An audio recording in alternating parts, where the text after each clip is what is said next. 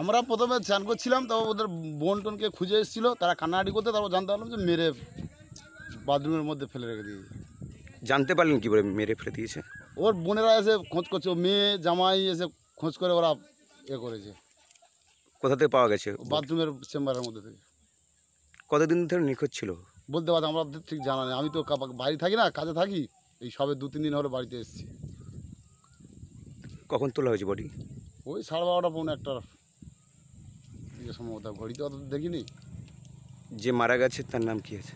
যে নাম জানি না আমরা। যিনি মেরেছেন ওনার নাম হচ্ছে মনোরঞ্জন জান। এখানে ধানকল, এখানেই থাকে। আপনার বাড়ি, আপনার নাম? আমার নাম প্রদীপ ভৌমি, আমি শ্রীনগর বাড়ি।